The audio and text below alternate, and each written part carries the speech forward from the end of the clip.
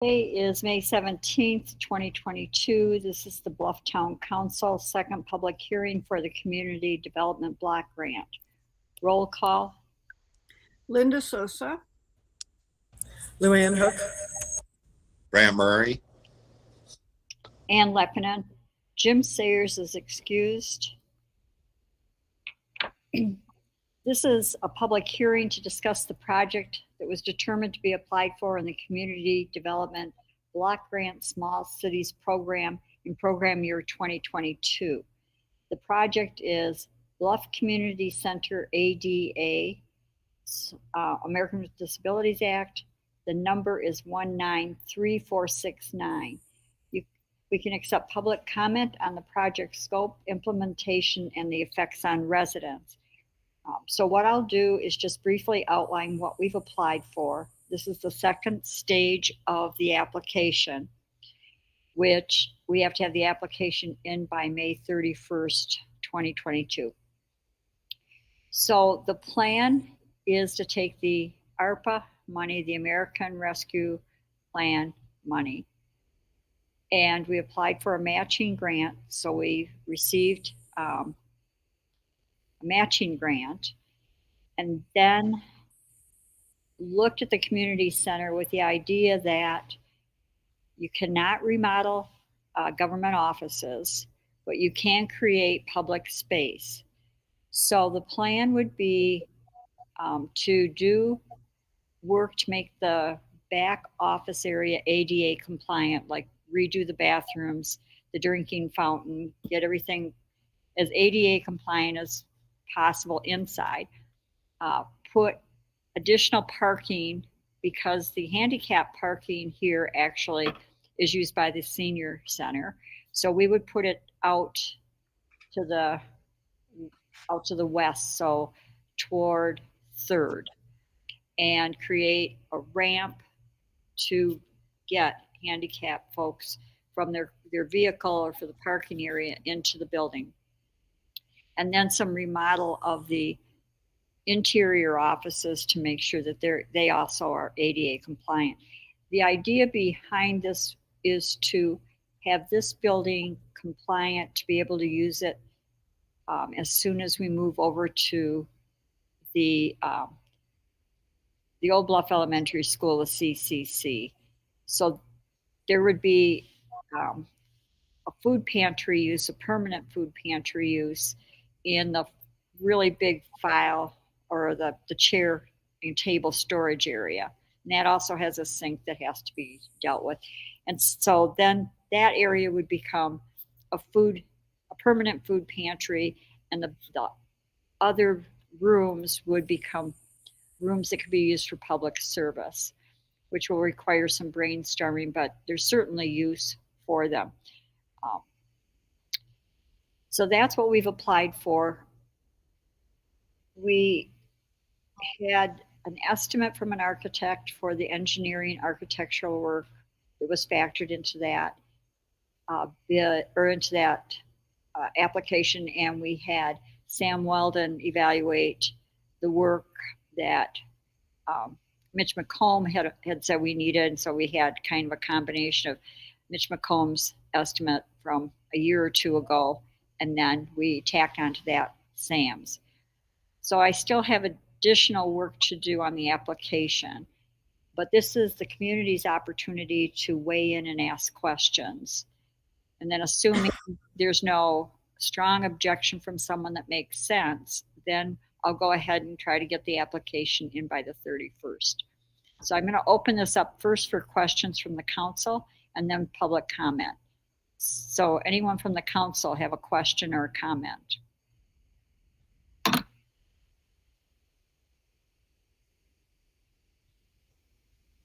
Then I'm going to open this up for public comment from the community. Anyone have a question, a comment?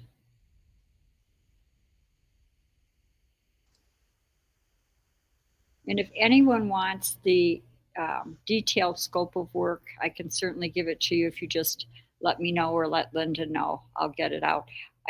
That's one of the pieces I need to do a little bit more work with Sam Weldon on. They want to know how many sinks, how many toilets, how many whatevers. Anne, Yes, can you hear me? yes, Tina Kretzky. Hi. First of all, I'm very glad for your work on this. The community center has been a big focus of work for me over the years, and fun activity. So I'm grateful for this. And I missed the very beginning. What I'd like is if you could send me the more detailed design work that's been done to date. I'm interested, and I'm eager to see how we can interface that project with what I hope will continue to be work on the design that Hiroko and our committee did some years ago for developing better parking and a whole series of outdoor venues, an amphitheater, a community garden. I mean, there were a whole lot of things, improved playground for kids, that a pickleball court, an outdoor pickleball court. There are lots of a tennis court. Whatever the community was asking that we consider, we put into our designs.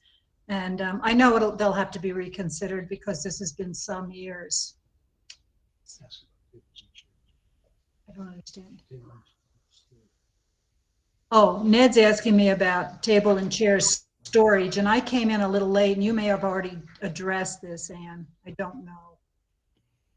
So one of the thoughts that we had back when we were working with Mitch 2 funding years ago, was to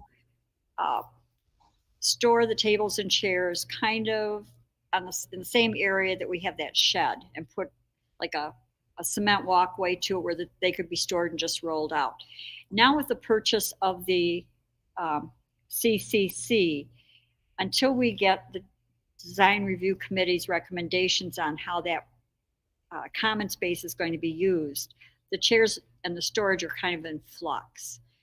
But the plan is to keep them here, just maybe end up with a shed, and that would be kind of down the road at the point that we actually start construction, which is going to be, I think, the challenge here is finding someone who has the time and the ability to be able to do this project in a timely fashion. We're on a short leash with this kind of a grant, and as people who build like Ned, everybody knows the materials right now are problematic. So, but the goal is to find some kind of storage shed or reconfigure the chairs and tables, but keeping them here. Yeah, I'm sorry. No, that's all I had to say. Okay, I just wanted to say Ned and I had looked at the space, and we also felt that that area where the shed is made a lot of sense for putting in a storage area there, since it seems a little silly to heat and air condition our chairs and tables and use up that room. But I hear you that that's not the focus right now, and that's fine. Well, it'll become the focus because at the point that we start the construction, they'll have to be stored somewhere. So I think it's kind of an interface between the town and the design review committee for the CCC. Like, how much do we have a need for them there? Which I don't think that we do, and then putting something up here that's a structure. Anything else, Tina? And I'll get that off to you tomorrow sometime. No, thank you very much. I appreciate it. And I have a question. Yes, Brant. What is the timeline on that? It's in August and then completion next spring. Is that what I remember? Let me just grab the book here. One thing about these books, they have very nice detailed checklists if you remember that you've got the checklist in the book. Okay, where is this? We can later. It was just me thinking out loud. So the application, the final application is due May 31st. And unfortunately, I didn't bring the second book with me. But my recollection is by September, the end of September, I have to have the environmental review completed and approved. And then So right around October 1, you get the money. And then you have approximately 9 months to a year to finish the project. With COVID, and I haven't heard anybody talk about this or ask the question, I guess I'd be surprised if the federal government said they wanted their money back if you couldn't get supply and demand straightened out in that time frame. I mean, I just can't imagine it, but it's going to be pretty short. We can start in October and then try to get it done by spring. And then hopefully at that point, the CCC will have, completed some of this work that needs to be done before the offices can be there. Thank you. Anything else, Brant?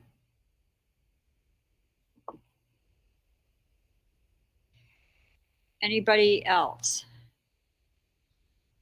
One last thing then that I'll add is when I started working on the environmental review, there's a component on historic properties.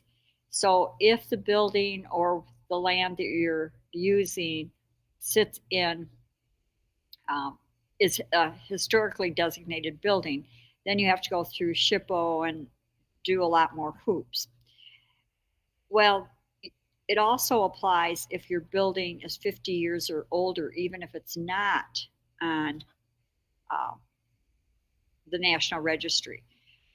So the last couple of days of last week and over the weekend, I was driving people nuts with my texts, like asking Linda and Lou, does anybody remember when the community center was built? Because if it's built after 1973, we don't have to use SHPO. But if it's before 1973, we would have to do the SHPO piece. But luckily, Kathy Carson, yay Kathy, found a map that shows 1979 that this was vacant still. It was a park. So we're good on SHPO. Where I need one more person to dig deeper is when I'm looking at the Bluff historic loop, if the boundary is second and Twin Rocks and the highway, I don't know if that's technically putting our building into a historic designation. So I have to go back to CDBG, but if that clears up, then hopefully I can get everything in and done by the 31st. Great. Did you enlist Holly to help you any with the grants, Mayor? Holly Rogers? She may be able to help if.